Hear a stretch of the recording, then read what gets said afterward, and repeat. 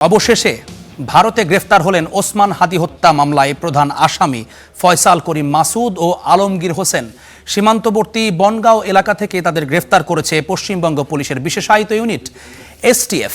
অবৈধ অনুপ্রবেশের দায়ে নেওয়া হয়েছে হেফাজতে। এদিকে বিষয়টি খতিয়ে দেখে তাদের দেশে ফেরানোর ব্যবস্থা নেওয়ার কথা জানিয়েছে সিআইডি।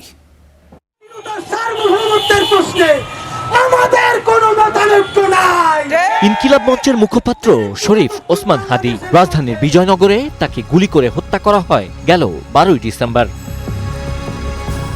আর এ হত্যাকাণ্ডে মূল অভিযুক্ত সাবেক ছাত্রলীগ নেতা ফয়সাল করিম মাসুদ ও যুবলীগ নেতা আলমগীর হোসেন। আইনশৃঙ্খলা বাহিনীর তথ্যমতে হাদি হত্যার পরপরই ভারতে পালিয়ে যান ফয়সাল ও আলমগীর। তাদের দেশে ফেরানোর দাবিতে বিক্ষোভ সমাবেশ চলছে দীর্ঘদিন। অবশেষে তাদের বাংলাদেশের সীমান্তবর্তী এলাকা বনগাঁও থেকে গ্রেপ্তার করেছে ভারতের পশ্চিমবঙ্গ পুলিশ। অবৈধ অনুপ্রবেশের দায়ে নেওয়া হয়েছে হেফাজতে।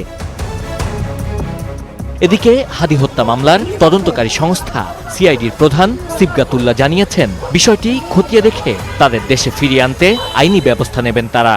আমরা ভেরিফাই করছি, কনফার্ম হওয়ার পরে আমরা থ্রু প্রপার চ্যানেল আমাদের ফরেন মিনিস্ট্রিতে এনগেজ করে আমরা করার চেষ্টা করব। নতুন সরকার দায়িত্ব নেয়ার 18 দিনের মাথায় এলো ফয়সাল ও আলমগীরের গ্রেপ্তারের খবর। এখন তাদের দেশে ফেরাতে কূটনৈতিকভাবে কি উদ্যোগ নেওয়া হয় তা দেখার অপেক্ষা। Sabbir Ahmed, star news, Dhaka.